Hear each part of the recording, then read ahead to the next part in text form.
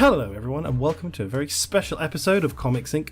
Today we're going to be talking about Venom, the recently released movie, much anticipated as by regular listeners will know. We're going to be talking about the movie, some of the comic books and related stuff, history of the character and what we thought of the film. There will be some spoilers pretty much throughout this, so if you've not seen the movie and you are concerned about spoilers, I wouldn't say they're tremendously important. That the plot is kind of more or less spelled out for you in the trailer, but if you are worried about any kind of spoilers, I'm going to warn you now, that is coming at the top of the episode, and I won't do what I did with Ant-Man the other day. Yeah, you ruined that for so many people. Yeah, I mean, it was the post-credits thing, so maybe that's not quite as bad. All I've had is complaint after complaint. It was, yeah, I got a real dressing down from head office. That's why Ryan's not here, we've sent him to slaughter. Yeah, it was me or him, man. I had to choose. No, unfortunately, Ryan couldn't be with us today, so it's just myself and Rick, who you've already heard, but that's all good. Hi. Yeah, We've completely botched this intro up, but do you know what? It's a special episode, so it doesn't matter. Yeah, exactly. It's non-canonical. It's fine. But very much in the vein of things, it's there's two of us. It's thematically appropriate. I don't know which one of us is Eddie Brock and which one is Venom, but, you know, we're making it work. So, the movie, which I've seen, you were going to see it again? You'd already seen it once. Did you manage to see it twice? I didn't. Did you not? I had better things to do. That's completely fair. I would say, I think it's fair to admit, I've been unfairly cruel to Venom. Yeah? As time's gone on. I think I was a little harsher to it than I needed to be. I thought it was actually, having watched it, pretty good. I'm not going to claim it's like redefined the genre or superhero movies. I certainly don't think it was at the standard of quality you might expect from any kind of actual Marvel Cinematic Universe production, but it wasn't that and it didn't try to be. And I think it did some pretty fun things. Now, I think it's an objectively bad movie. Yeah. With elements of fun in it that make it watchable. I think that is very fair. I think that's a pretty accurate summation of the movie, to be honest. It was just dumb enough, and I think my main concern with is they were going to try and take it too dark. They were going to lean into the kind of lethal protector element from the comics, of a tortured anti-hero, like doing dark and grim stuff in, doing a Christian Bale Batman voice. But actually, I thought they played quite a lot of comedy into the premise. Yeah, that's one of the things that I didn't like about the film, though. It was tonally inconsistent. Yeah. Like, when it was dark and Eddie's down on his luck sort of thing, that was cool. But also, when it was funny, it was really entertaining. Yeah. But the two just kind of didn't gel together. It felt like there was a lot of studio interference with it. Yeah. And you can tell that it was originally R-rated. Yes, and then true. They cut it and toned it down. What's interesting is basically the equivalent of an R rating in England's like a 15. R rating's 17 and below, I think. R equivalent is 15. PG-13 in America, 15 in England. Interesting. So it still has its technical R rating over here. Yeah. I was going to say, it did seem... I thought it... Because it was a 15-rated film, but it definitely didn't feel like it earned that rating. No, like there's a couple of swears in it. Yeah, there's a couple of swears. There's some bone sticking out of skin, which I really didn't like. That's true. There is again, the thing I think they did kind of well is they did have some of the body horror stuff that you might expect from a film about a sci-fi alien that crawls under your skin and gives you a giant tongue. That was pretty cool. But that's something else as well. Like, it had the body horror elements to it as well. And then in the next scene, it's cracking jokes and eating tater tots. Yeah, that is true. So, yeah, tonally inconsistent was one of the problems. I also didn't like Eddie Brock. I thought Tom Hardy was awful as Eddie Brock. Fantastic as Venom. Yeah. He did awful as Eddie Brock. And it breaks my heart to say it because out of everyone in the cast, he was the only person trying. Yeah. Like, he was really enjoying himself with it. And yes, you could see he had a lot of passion for it and wanted to do his best. It's just... # not my Eddie Brock. That, you know what? I completely get that because the character... Should we summarise what the vague outline of the movie is? I realise we're some minutes in and haven't even talked about how it actually works in its kind of setup. Yeah. Over to you. So Venom, in the context of the film Venom, the main character, Eddie Brock, played by Tom Hardy, is a investigative reporter who runs afoul of a powerful sort of tech, biotechnology company guy called Carlton Drake, who's played by Riz Ahmed. And he breaks into this guy's lab because he has information that they're conducting illegal tests on San Francisco's homeless population that are causing people to die. And Eddie, kind of being a character with quite a strong moral center, feels this is wrong. He breaks into the lab and accidentally is exposed to this kind of gooey black alien creature that calls itself Venom, that kind of gives him superpowers. And the two of them, I mean, broadly speaking, the two of them set out on a kind of quest to undermine Drake and broadly save the world. And also, do some eating of people's various body parts. So that's kind of the very vaguest plot outline. Like, in terms of the basic conception of Eddie Brock as a character, they kind of have it in the sense that in the original comics he was also a journalist, but they completely changed the angle to make him much more sympathetic. In the original Spider-Man comics, Eddie Brock is a journalist. He's kind of a sort of a rival to Peter Parker from a competing kind of newspaper. And in the original comics, because Venom, as a character, for those who don't know, was very closely linked with Spider-Man, which is the main change, I think, being a non-MCU, non-Sony, pre-established Spider-Man universe film. It has absolutely nothing to do with Spider-Man, which I think kind of works to its credit, or at least they use to the film's credit. They don't belabor the point. There's no sort of vague mention of Spider-Man somewhere. It's kind of clear this is just a different thing with a vaguely related property. Now, there's a couple of references that they do make to his comic book origins. And his ex-wife talks about the New York incident. Yes, that's true. That's not New York as in Avengers incident. That's what happened at the Daily Globe. Yes, yeah, he got some sort of faux pas that he made. Yeah, now, in the comics, he was a reporter for the Daily Globe, and he incorrectly identified Sin Eater. Yes, a serial killer. Yeah, Spider-Man exposed him, that it was falsified, basically, and that's what ruined him, and that's why he left. Yes, exactly. So they have that little thing there. And did you catch the name of the pilot from the shuttle at the beginning? Yes, that was the most obscure one. Was J. Jonah Jameson? Jameson Jr. It's J. Jonah Jameson's son, who, yes, in the cartoon, is the pilot who brings Venom to Earth. That's right, yes, he is.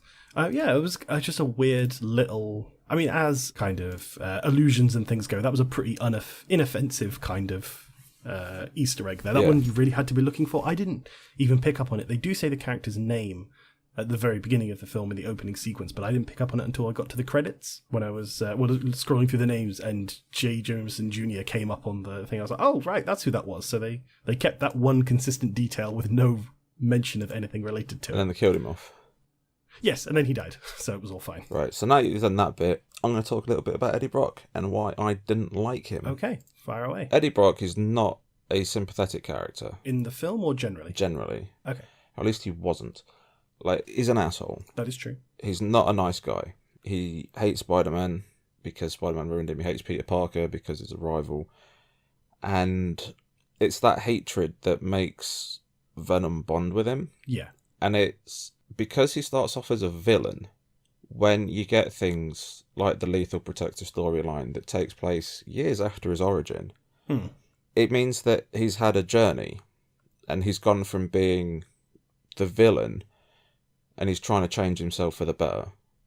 And his character development, super interesting. And then where we are now with the current run of comics, with what's going on in Venom there, he's essentially a fully fledged good guy. Yeah. But he still kind of has to do bad things. But that wasn't him from the beginning. Like, he had to earn that. And I feel that the relationship between the symbiote and Eddie, where they are during the second half of the movie, that took years to get to in the comics. Yes, there is a bit of a tonal shift when, in the typical kind of buddy cop kind of thing where the two characters don't get along, but they're forced to by kind of circumstance and eventually come together out of mutual, self-interest and sudden friendship. But it does feel kind of... This will take the movie... Most of the action in the film takes place over the span of basically a single day. It feels like it, because the editing's so weird. Yeah, it's very quick. It takes about...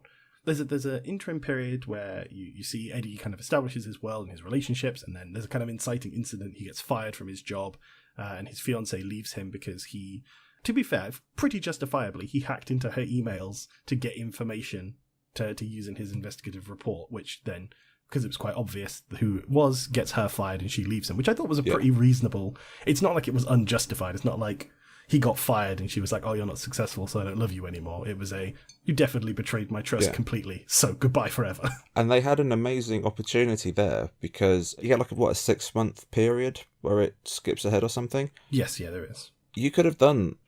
they could have done sort of like a sadness montage. Yeah, that would have been good. Where you actually see him go from being the people's champion, which is essentially what he was, because he was like, I'm going to go to the dangerous places and expose all the naughty people. And you could have seen him decline. And even when you see him in the bar, he's having some drinks and he's like, I'm done. See you later, guys. And he's still a nice guy. Yeah, he's still They had well-liked. The perfect opportunity to start him off as a nice guy, have a massive decline where he becomes super nasty to people, is an alcoholic. He becomes this awful person who goes out on purely selfish needs to expose this guy, to basically be like, I'm right, instead of, I'm going to do the right thing. Yeah. They could have had it that, and I made it personal in that way. So then when the Venom symbiote attaches to him, like, he's called Venom for a reason. Yeah. And there's no venom in Eddie at this point. And having him start really good, have some horrible stuff happen to him, which turns him into a horrible human being, you then would have had a really convincing redemption arc as he's trying to better himself. He realises that he has this power and that he can use this power to basically stop the Life Foundation and try and repair some stuff. But because he was nice, then he was just down on his luck. And then he was trying to do the Stop the Life Foundation thing. It didn't feel like there was any real character arc for him. No, there isn't. There isn't really a character arc. He's not... I think you're right in that. I think that's definitely a product of the fact that it's the film rather than the comic books. And obviously, not to belabor the point that the books have more time and space to tell stories, but it clearly intend to make him, as you say, Eddie Brock is not a sympathetic character. No. He's kind of a liar and a cheat and self-righteous, and although he does help people, he does it out of a feeling of kind of moral superiority almost sometimes. Whereas the version that we get in the film is just a nice guy who did a dumb and pretty terrible thing, and he suffers for it, clearly, because he's kind of blacklisted and he can't get a job, and he loses his relationship and all that kind of stuff. But actually, yeah, you're right, he never stops being a good person. So his kind of argument with Venom is never over... Well, at first is over whether or not they should do any kind of violence to people, and then when it becomes apparent that that's not much of an option, it becomes about who they're going to target rather than whether or not they should do anything at all, which is kind of the crux of Venom, because often the Venom symbiote alien is kind of just on... It's the quote from the trailer, and it sums up the film pretty well. When Eddie says, what are we going to do? And the symbiote says, the way I see it, we can do whatever we want. Yeah. Which is a pretty good summation of those two characters and their dynamic. But they're just suddenly friends. There's a midpoint story where it turns out that because part of the whole situation with these aliens bonding to people is that they consume their host. They end up killing them because they kind of feed off them and leech off them. And there's a point where it turns out that that's what Venom is doing to Eddie, and he gets rid of it. He like uses an MRI machine to force the symbiote off of him, and they have this whole conversation about shouting about how it's their fault and how he doesn't want it to kill him and blah blah blah, and then they're very quickly friends again. And did you notice how Anne and Dr. Dan are completely fine with the fact that he's got an alien parasite in him? Yeah, they do get over that very quickly. Yeah. Now I will say, unsung hero of the movie is Dan. That is true. He's very chill. Dan is just so cool. He meets his new girlfriend's ex-boyfriend, who is Eddie Brock, who he's a big fan of. And yeah, that's true. He does. He's nothing but polite. He's like, I'm a big fan. It's a pleasure to meet you. And he tries to be the adult about it. Even then, Eddie's kind of nice in a weird passive-aggressive way. And then later on, Dan's like, I'm going to take care of you. After the freak out in the restaurant, which is an amazing scene. That is very good. It's really like...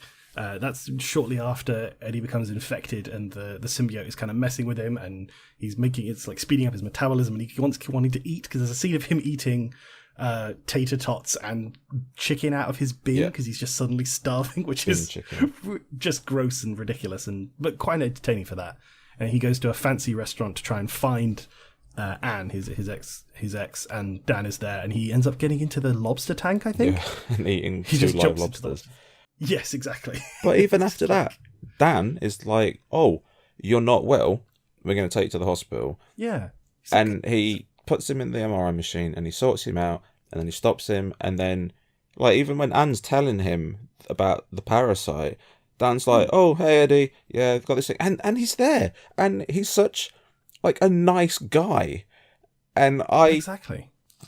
Dan is my favourite character in that movie. He is the best. I'm here for Dr. Dan. Yeah, He seems like a very Dr. nice guy. Dan is awesome and needs a spin-off movie. Just like a sort of medical drama, Yeah. like TV series where it's just him doing hospital stuff, and occasionally his current girlfriend's weird twitchy ex shows up. Yeah. I'd watch it. I'd that's watch that's the Agents of S.H.I.E.L.D. like crossover that we've all been waiting for. So I'm just trying to think what other bits I didn't like, because I feel like I'm going pretty hard on it, but I am going to start being. But that's okay. I'm going to start being nice to the nice, because it's not an awful movie. Like I said, it's objectively a very, very bad film, but it's entertaining enough to be fun. Like, I think it's better than Daredevil. It's better than Ghost Rider 2. It's better than the Fantastic Four movies. Yeah, I'd say that's all completely. I think that's pretty accurate. Better than Spider-Man 3. So it kind of just, it sits in the middle, sort of toward the top of the non-MCU Sony Fox movies. It's better than a lot of the X-Men films. Yes, yeah, I think that's true. So in the scheme of like non-MCU movies, it's not a bad one. No, I think it definitely. I think the good thing that it does, it just sets its stall out pretty early and goes, this is the kind of movie we're making. It's going to be silly and kind of gross and a bit ridiculous, and just get on board. So, also, it takes far too long to get going, I thought. Venom doesn't turn up, like full suit Venom, doesn't turn up for an hour. At the 1 hour mark, that's when we see him. Although I actually, my feelings on that is I actually preferred that, because the movie doesn't have the biggest budget, and, you know, like I say, it's definitely not Marvel Cinematic Universe quality, which is not against it, but the actual effects on the Venom suit I thought looked a bit cheesy. They were terrible, especially that bit when the SWAT team are coming after him and firing gas at him. That was awful. And yeah, it's just awful. You know, when they're like, masks, and they all put masks on, and then Eddie's like, mask, and then he goes, bleh, and then his tongue comes out. Yeah. That tongue just looks awful. It looks very bad. And that's the thing, like the sequence immediately before all that, before the first time you see the whole "We Are Venom" moment, when his face kind of goos up, is the whole motorcycle chase sequence, which you probably see in the trailers, where he's kind of being pursued by these guys driving cars, and they've got these weird exploding drones for some reason, because everyone has exploding drones, and people keep trying to kill him. And he keeps fending them off with tentacles and flipping cars over. And at one point, the motorcycle, maybe I don't know if it's an editing thing or a weird thing in the scene, where the motorcycle goes up a hill and then somehow shoots 20 feet into the air. Yeah. On a relatively, not that steep an incline. It's very strange. But, you know, that sequence is pretty effective, I thought. But the actual bits where it turns into full Venom, not good. And the ending, the whole end, where, again, spoilers, where he fights the other symbiote, it's just two rubber monsters whacking each other. That, to me, is just Marvel syndrome. Yeah, fair. That's also true. We don't have a decent villain, so let's just take a mirror image of the hero.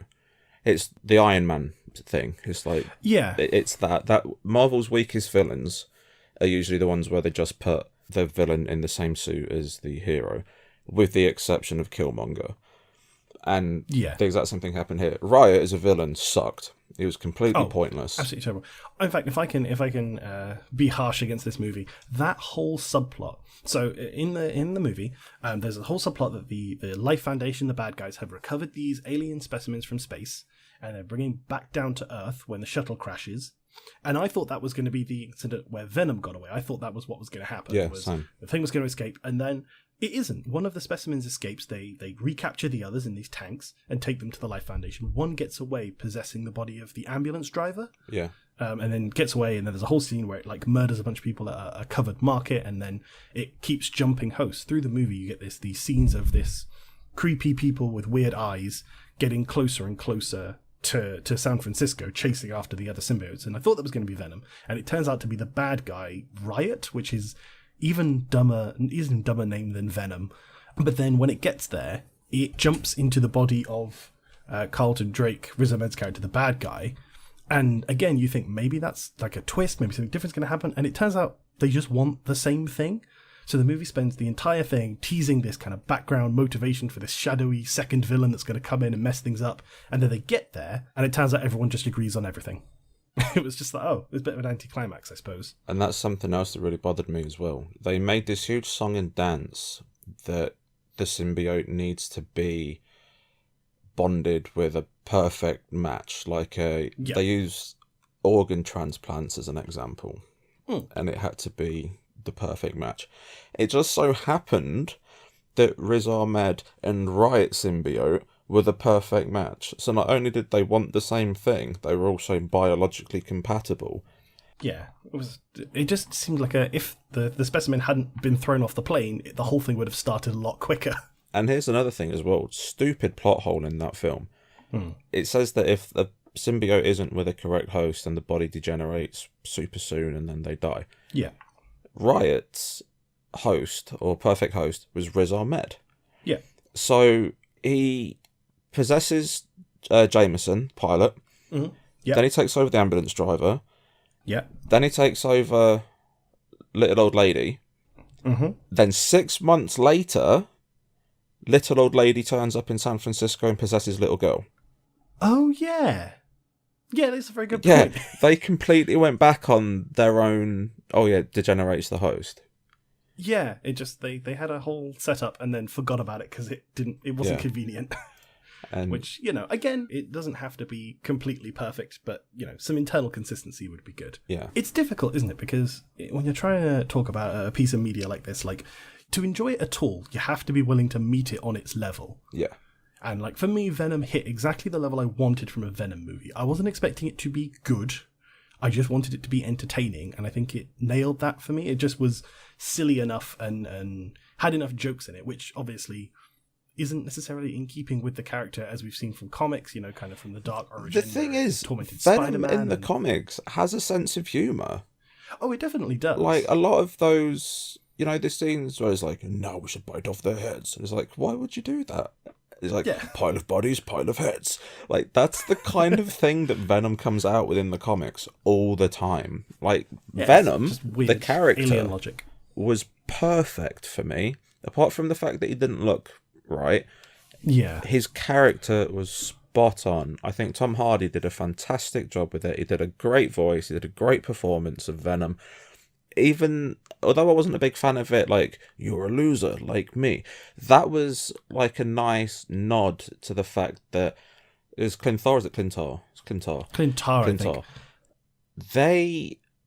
The whole point of them is to consume their host and move on. But Venom wants to bond with a host and become something else. And that's why he's an outcast in the comics. All the other Clintar look at him as a freak because he wants to bond with his host, not consume and leave. So he doesn't want to act like a virus sort of thing. He actually wants to, like a parasite. He actually wants to be a symbiote. And I feel that that's something that they could have kept in, but instead they were like, I'm a loser. It's like, no, that's not so good. But they still alluded to him being an outcast, which I enjoyed. And I thought his reasoning for wanting to stay was fine. Yeah. Whereas, like, I like this planet. I like these people. You humans are interesting. I want to stay. I was going to kill you all, but actually, now I'm here. And that shows that, again, it's alluding to the fact that Eddie's humanity is having an effect on Venom, as it happens in the comics. So I thought that was really cool. Like, I have a lot of negative things to say about it, but I can't say anything negative about Venom himself. Yeah, I think that was the most important element of anything. I mean, villains, they were never going to be particularly interesting in any form. There's like a goon that like menaces him for a while, just like a standard shaved head Black Ops military type guy who, he meets an ignominious end, and that's kind of quite entertaining. But if I'm not mistaken, it's that guy who becomes Riot in the comics. Oh, is it? I didn't catch the character's name. I could be wrong on that, but he's part of the security service for the Life Foundation. Yeah. And in Lethal Protector, the Life Foundation get the Venom symbiote and force out 5 eggs, basically. Oh, right. They take out the last of Venom's reproductive stuff. Right. And grow these symbiotes really...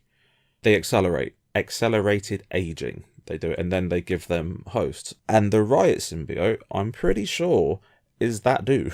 Oh, okay. I mean, yeah. Yeah, I could be wrong, but that's something else that they did that I really didn't like. There was a lot of buzz around this saying it's going to be based on Lethal Protector, and Planet of the Symbiotes was another one that was getting kicked around. Yeah. It's not. No, there is definitely nothing to do. This has absolutely nothing to do with Lethal Protector, apart from the fact it takes place in San Francisco and the Life Foundation of the bad guys and Riot's in it. They don't even have 5 symbiotes. If they would have done it, like, let's say, we're going to be generic with this story, but it's not going to be any more generic than the story that this is. So, Eddie Brock is this reporter. He goes after the Light Foundation. He gets gutted, basically. He has a 6-month decline where he becomes an absolute asshole and decides that he's going to try and do something to get some revenge on these guys. Now, the Life Foundation, from the crash at the beginning, already have the Venom symbiote. Yeah. Not the other ones, just the Venom symbiote at the beginning of the film. J. Jameson found him on the moon, like in the comics, basically. Not in the comics, like in the cartoon. Let's do it that way. Right. So the crash, the Life Foundation get it. What is this? They start experimenting on it. Over the 6 months that it's been going on, they extract 5 things from him. Then start accelerating the growth. When Eddie gets in there, he finds this goo thing. What's this? And it attaches to him. And he's like, oh, what is going on? And then the alarms start going off. Venom wants to get out.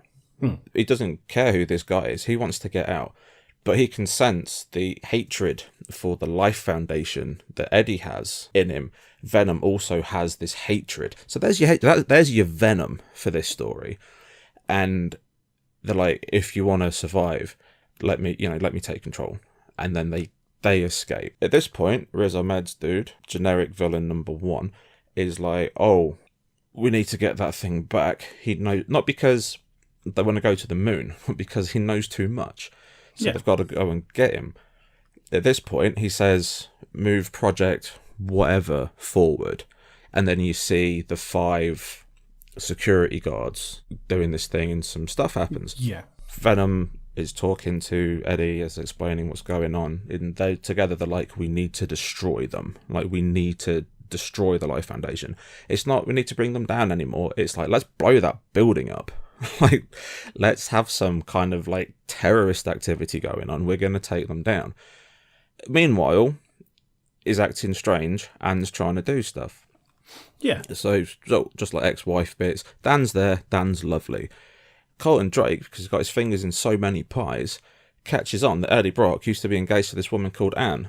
And because he's been following him, he's like, you know what? I'm going to take your ex-lady. It's generic, but so was the film that we've already had. Takes her to the Life Foundation. Dr. Dan rings Eddie and is like, she's gone. They've taken her. What's happened? I'm going to call the police. Don't do that. I know someone who can help. Goes to the Life Foundation to go and get Anne back. But as he's doing it, 5 symbiotes appear. And you have an amazing fight going on. Yeah. That's a Venom movie that I'd be like, wow, all right, yeah, this is cool. I think that Venom movie would have cost about twice what the current one did. I think that's why they didn't do it. Yeah, but it probably would have made twice what this one made. Potentially, yeah. That is like, true. I'm sorry, but as an off the top of my head pitch, that's a Venom movie. I mean, it makes sense. I think surprisingly, the fact that they gave Eddie Brock like a love interest and then like the whole relationship fell apart and he's still in her life and he loves her and she's not sure how she feels about him thing, the fact that they didn't turn that into damseling, I was actually quite happy about, because as soon as she showed up I was a little bit like, okay, so at some point there's going to be this character, at some point she's going to get kidnapped and they're going to have to work together to go save her. And then actually the opposite happened. Eddie Brock gets kidnapped from out of the hospital. He gets grabbed up by the security goons, and actually it's Venom and is it Anne as her Anne Wang? Yeah, She have Venom. to work. Yes, they have to work together to save Eddie, which I actually enjoyed as a reversal of that, rather than it being, oh well, we have to save the woman I love. It was the two of them going, we have to save this man that we love. That in itself was great to see She-Venom. Yeah, that was I very didn't think we'd see her. No, I was very surprised. That was probably the most surprising thing in the movie, I thought. Because it's not in any of the trailers. They don't really suggest at it. And they're just like, oh, no, there's Lady Venom. I thought that was a really nice touch. And I've got to be honest, She-Venom's hot. I'm sorry. But Yeah. I was like, I'm very confused sexually right now. But again, lovely nod to the comics, because the Venom symbiote, similar thing, but he takes over her to save her in the comic, not to save Eddie. Eddie gives the symbiote to her to save her. She ends up killing a load of people. I mean, as you do when you get Venom. But remembers it all. So when the symbiote goes back to Eddie, one day she's like, oh my God, I can't believe what I did. She sees Spider-Man swing past in his black costume, thinks it's Eddie, thinks it's the Venom thing. She kills herself. Absolutely tragic. Yeah. So I'm glad they didn't do that. Yeah, I'm very glad they went in a different direction with that one. That whole character did much better than I was expecting that she would. And yeah, the female Venom thing. I mean, should we acknowledge the way the internet feels about Venom? Because I feel like there's been a lot of things. Like, it's been very popular in certain circles of people who are attracted to Venom. I would say not just because it's Tom Hardy, but just because it's an oily black goo monster with a giant tongue. And the fact that there's a female version of that, really, I think they could have marketed the film on that one. That probably would have sold a lot more tickets to a very niche audience. To be perfectly honest, if Michelle Williams wasn't phoning it in, she probably could have got her own movie. That is true. But her performance was so wooden. I think I can't remember who it is that I saw comment on it, but the most ridiculous bit in that whole film is the bit where she turns to Eddie at the end when she thinks that Venom has died tragically, and we're still unsure, and she says to Eddie in like the most deadpan voice, "I'm sorry about Venom." It's just like a complete it's Resident Evil levels of acting at that point. It's not anyone's best performance, apart from, I mean, maybe not best, but a good performance from Tom Hardy. Yeah, he's, like you say, he's the one having fun. He's really going for it. Riz Ahmed looks bored. Dr. Dan looks fine, but he's probably the least famous of the four sort of main characters, I think. I don't know that I recognise the actor. No, I don't. I did know his name, and then I was like, oh, it's him, and then I forgot what his name was. So yeah, he's not a household name. But yeah, Dr. Dan is a favourite. Yeah. Dr. Dan for president. I think that's all the grievances that I've got with it. Yeah? You liked some stuff about it. It's not... I found it quite hard not to smile when the film is really on its kind of groove, when there's tentacles flying around and Tom Hardy is being freaked out by, by weird goo monsters. I thought it was pretty hard to hold anything kind of against it. It definitely is too slow at points. And the effects and stuff don't really hold up in any kind of way. But it was, as a big, dumb, silly monster movie, apart from the big ending fight, which is just a weird, bad CGI explosion. I thought it was very entertaining. So what have we covered? We've covered weak villain, mm-hmm. weak plot, yep, bad effects, yep, bad acting, mm-hmm. bad characterization. Yes. Let's talk about the things that we like. Yeah. I absolutely loved the sense of humour in this film. Yes, absolutely. I was laughing my ass off at more than one point. In the first joke that dropped, I was expecting to hate it, and then I chuckled to myself. And then I just found myself waiting for these funny moments, and some of them were great. As I've already mentioned, the scene in the restaurant is fantastic. As much as the effects were bad, the bit where he goes and shouts at his neighbour. Yeah, that was because I've wanted to do that so many times. The relationship between Eddie and Venom is great. I really, really enjoyed that. Yeah, that is definitely it's interesting. I think we talked about this before, the idea that Tom Hardy had an earpiece with his recording of the lines being fed to him so he could react. Yeah. Kind of in real time to them, which I think definitely carries. Like, obviously it's similar to when you see people perform with like motion capture, or the actor isn't quite in view, certainly not in the final frame, but there is someone there for them to play off of. Yeah, and I think that definitely worked. It was less you can see sometimes when people are supposed to be reacting to voiceover work, that they're just stood pulling expressions to what they think they're supposed to be hearing, whereas that could just be testament to Tom Hardy's acting, seemed like a good live reaction to someone saying mostly horrible things in your ear. Yeah.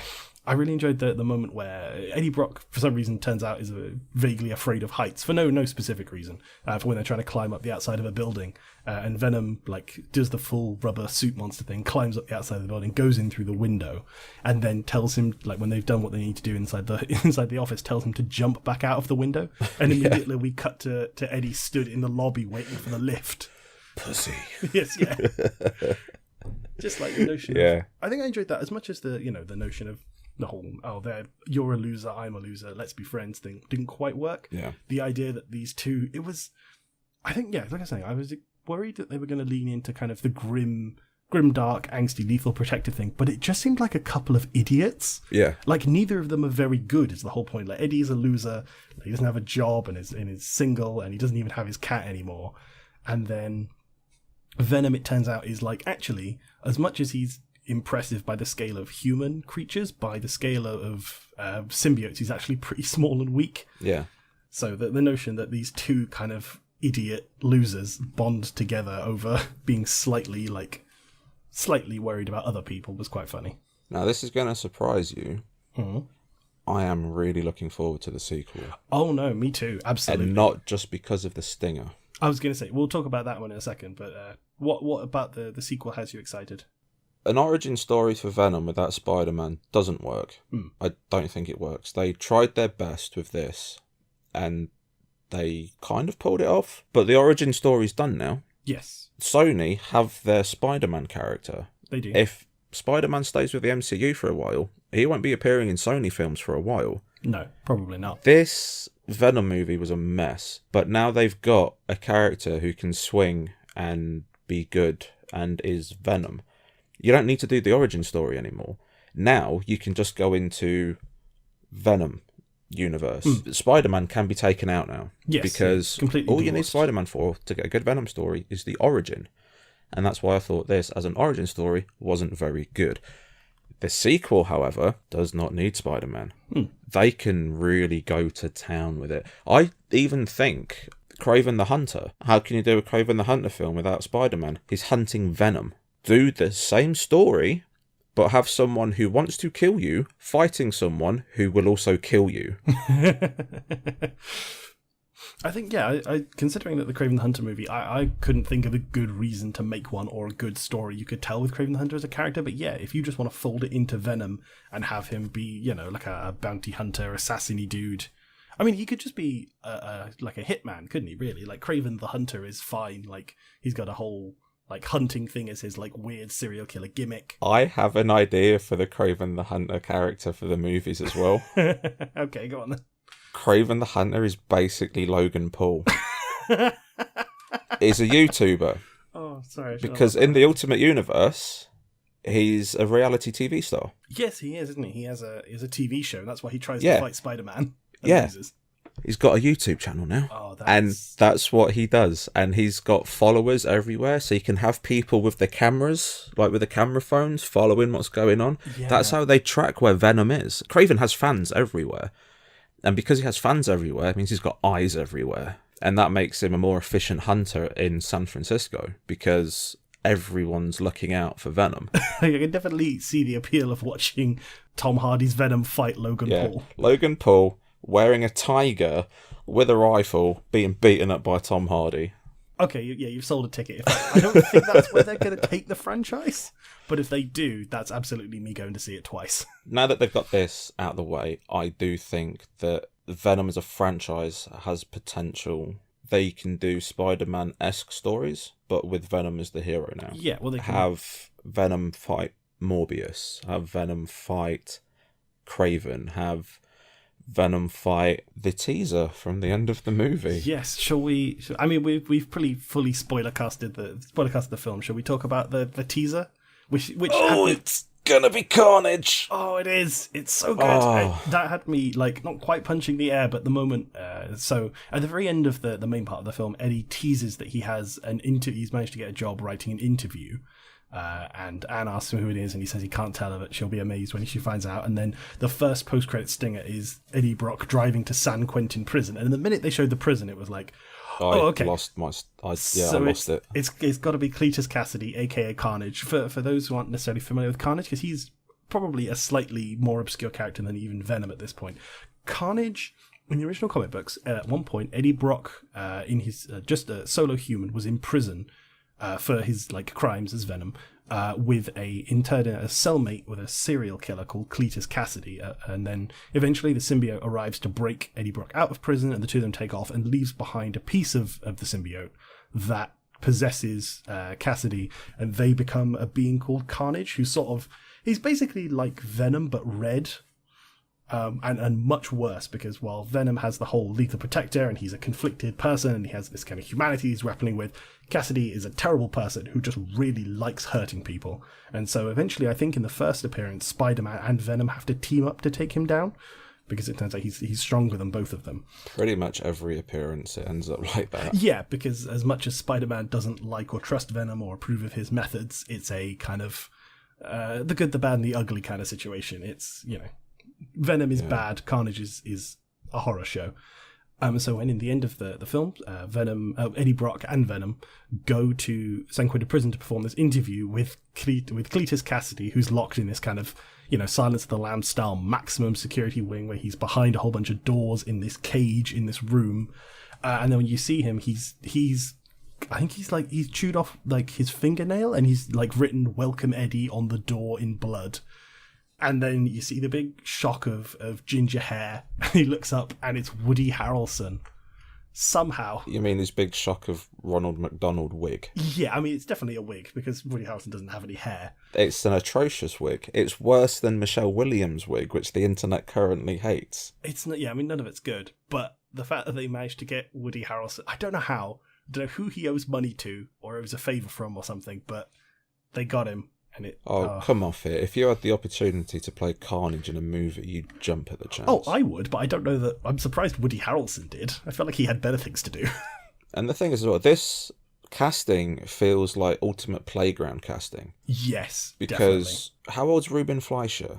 I don't know, actually. He's not old. He's like 40s. So he would have been at college when Natural Born Killers came out. And you're watching Woody Harrelson in that, going, he'd be an amazing Cletus Cassidy. And then, about 20 years later. He's 43. 20 years later. Fleischer. How old is he? 43. 43, yeah. So he's 10 years on it. So yeah, he would have been in university when that film came out. Yep. So he would have been at film school, looking at this dude just tearing it. Oh, by the way, that's how I think they need to do the Joker and Harley Quinn movie. Just remake Natural Born Killers with makeup. Absolutely. That's pretty much a perfect pitch. You've got the best Joker and Harley Quinn movie ever made. Yes. Back to the point. That is playground casting, and I cannot wait to see what they do. So good. Because, I presume they talked him into it because Reuben Fleischer and Woody Harrelson worked together on Zombieland. Yeah. Which is a brilliant movie where Woody Harrelson plays a slightly nicer version of the same kind of redneck, like weapon wielding, like joyful kind of anarchic murderer, but in a kind of a good way. But it's a good guy, Mickey Knox. Yeah, basically. And the fact that they managed to remember, when you see his face at the moment and he says there's going to be carnage, it's like, they did the line of the thing from the thing. It's going to be so good. I've said before, I am like a shameless person when it comes to stuff like that. Like, I'm instantly sold if it ticks certain boxes, I'm instantly sold. And that was a moment of, they've sold me. And whatever they do with Woody Harrelson as Carnage in the next one, I am into it severely. The only problem that I've got with the next one is they are talking about making that PG-13 as well. Yeah, which would be disappointing. Considering in a world where Deadpool made all of the money, it's one of the most successful R-rated movies of all time. It's a superhero film from a character that wasn't super huge before the movie came out, at least. He was popular in comic circles, but I wouldn't say he had sort of universal appeal. Like, you just double down. Just make it a ridiculous, over-the-top, gory, like, ridiculous horror show of a thing. And that's the thing as well. Venom has the potential to be Sony's Deadpool. Yes, he definitely could be. With a little bit of changing the things around. But this is just proof that Sony don't know what to do with their properties in the same way that Fox don't know what to do with their properties. It does kind of seem like that's a thing. I think in Deadpool's case, the influence of Ryan Reynolds seems to be a really big factor in how that series turned out. Like, Ryan Reynolds from X-Men Origins Wolverine clearly is into, if not every version of the character, at least what he thinks he can do with it. And he does definitely do it. He makes that character his own. And I have no idea how Tom Hardy or even Reuben Fleischer feel about Venom as a character, but if they are even somewhat invested in them, I think that's how the film turned out any good at all, is Tom Hardy's performance. Well, apparently Hardy's a massive fan. Oh, well, there you go then. And yeah, you can tell, because his performance, although questionable, he was putting everything into it. It's enthusiasm, isn't it? I'm always amazed with Tom Hardy, actually, the range that he seems to have, because I always forget he was Bane.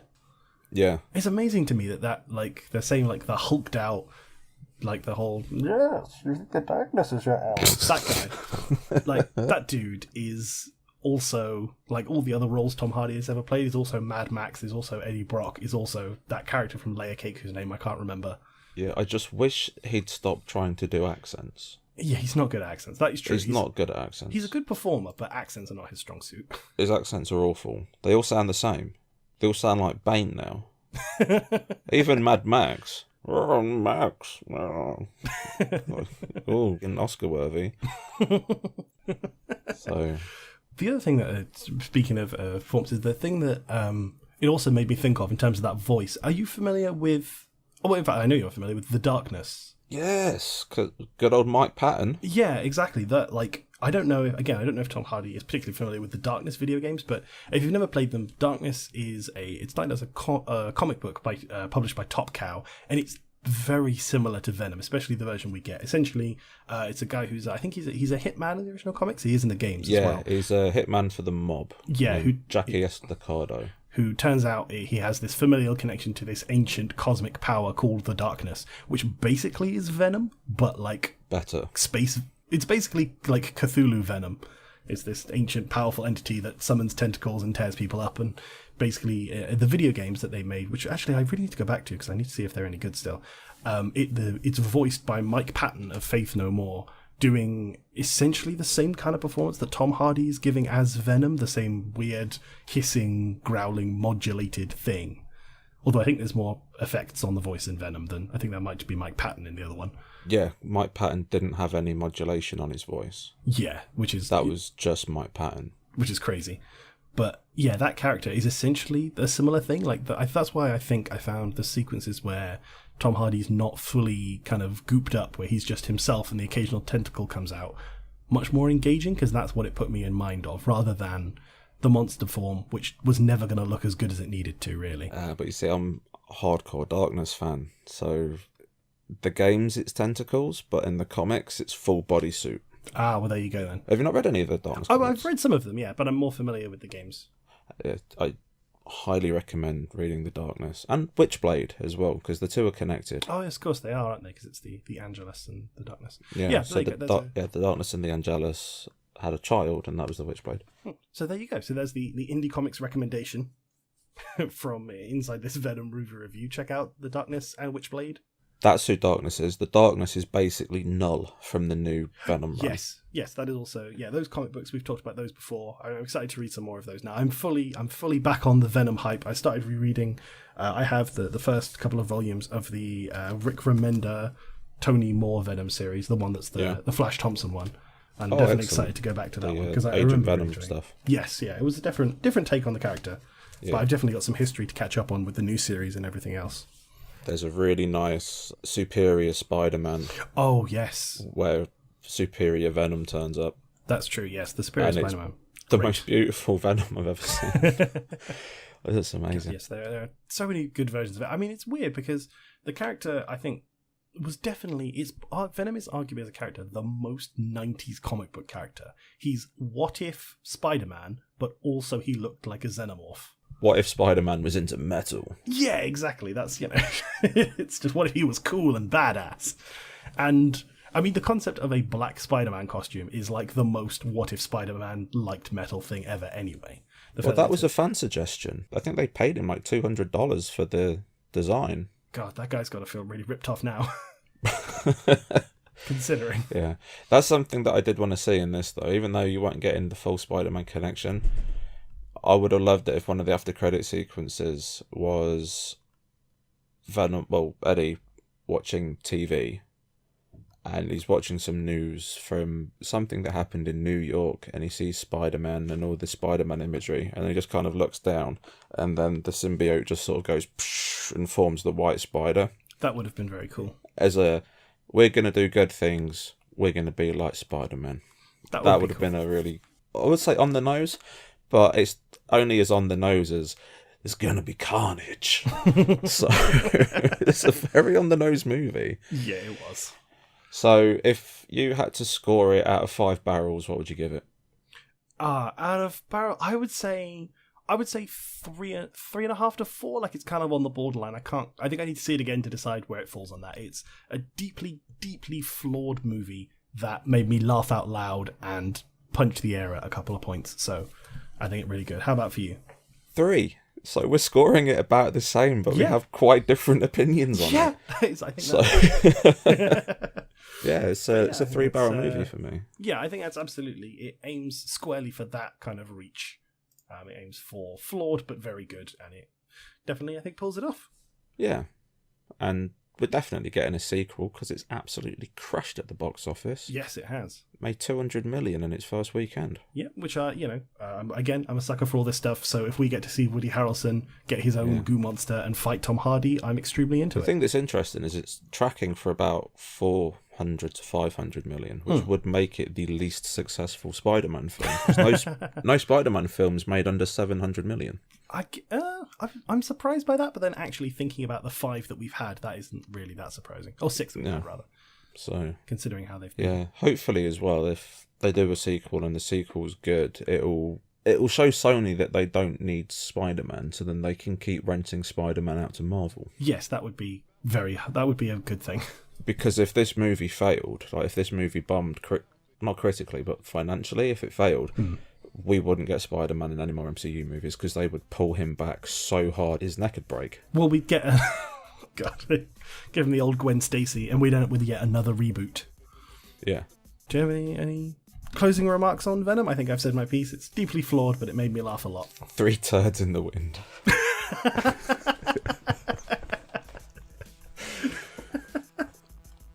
Probably the most overused analogy for this movie on the internet. There we go. Like a turd in the wind.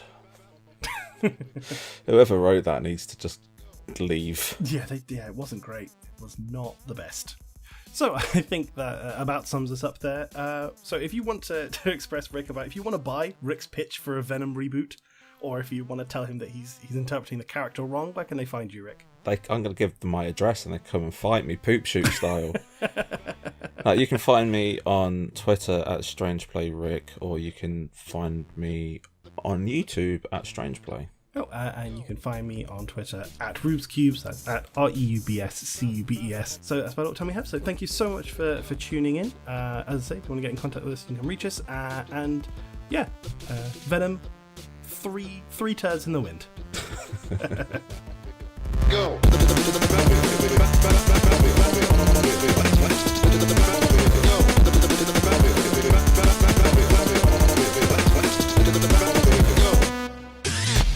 You and your ears are quite welcome for the podcasting goodness that you just heard. Why not roll on over to BigRedBarel.com for more podcasts, news, reviews, and videos from the biggest, reddest site on the internet, BigRedBarel.com.